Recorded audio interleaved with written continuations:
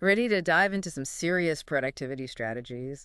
Today, we're unlocking the power of the one thing. It's a game changer.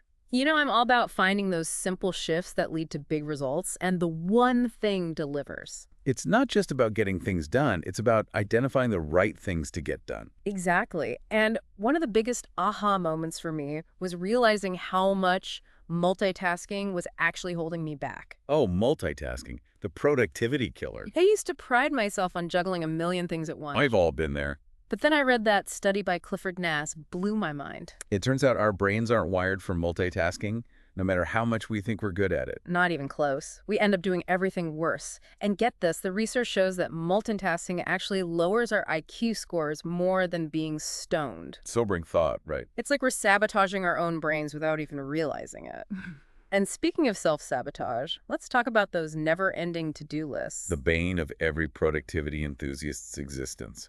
I don't know about you, but I used to feel the surge of anxiety every time I looked at mine. It's overwhelming. Totally. And that's where the success list comes in, as Jay Papasan calls it. Instead of a laundry list of everything you need to do, Which, let's face it, never gets fully crossed off. never.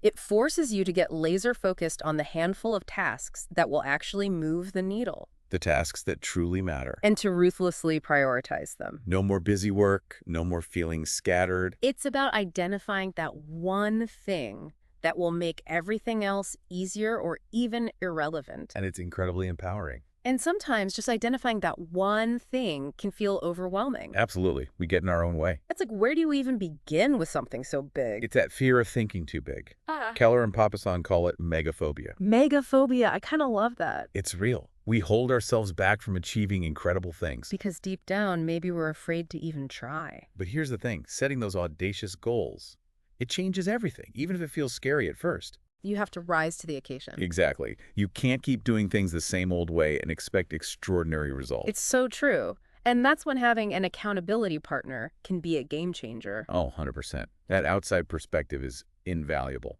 I remember when I was trying to, get back on track with my fitness goals after a particularly indulgent vacation. Happens to the best of us.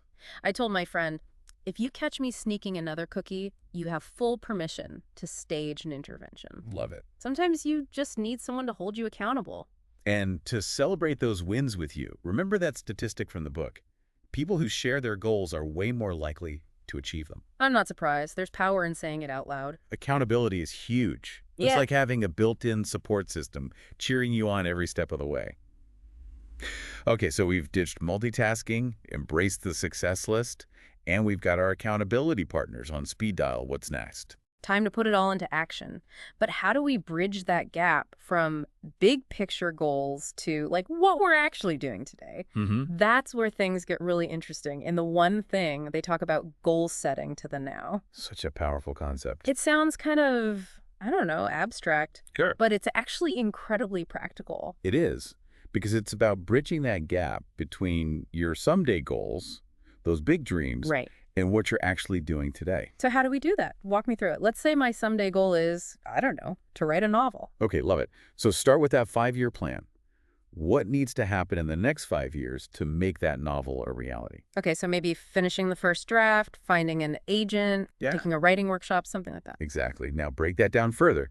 What's the 1-year goal that will get you closer to that 5-year goal? Got it. And then the monthly goal, the weekly goal, and ultimately the daily goal. Wow. So you're basically creating a roadmap, but in reverse, starting from the destination and working your way backward, That's a great way to put it. which suddenly makes it all feel a lot less overwhelming. Right. You're not just staring at this huge, daunting goal. You're breaking it down into manageable steps. Okay, I'm starting to see how this works. But even with a clear roadmap, life gets in the way. We're all busy. How do we actually carve out the time to make those daily actions happen? Time blocking. It's not just for meetings and appointments. Successful people schedule appointments with themselves to do their most important work. Time blocking has been a game changer for me, but I have to admit it can be tough to stick with it when things get crazy. Any tips? Be realistic about your time and energy. Don't try to block off every single minute of every day. Focus on those big rocks. The non-negotiables. Exactly. Start by blocking out vacation time. It's important. You know, it's funny you say that. I always think about planning a vacation, but I rarely actually do it. Put it on the calendar. Schedule it in. Even if you don't have specific plans yet, treat it like an important appointment that you can't reschedule. Because it is. Recharging and unplugging is so important. Okay, so vacation time is blocked off. What else goes on the big rocks list? Dedicated time for your one thing. This is where you shut out distractions, silence your phone, give that one crucial activity your full attention. No excuses. None. And finally, don't forget to schedule regular planning sessions into your week. Like a check-in with yourself. Exactly. Review your goals, track your progress, make any necessary adjustments. It's like having that bird's eye view of your life, making sure you're still on track, course correcting if needed. Love that analogy. So we've talked about the dangers of multitasking, the power of the success list, the importance of accountability, and now goal setting to the now and time blocking. It's all connected. It all comes back to identifying that one thing that will make everything else easier or even unnecessary.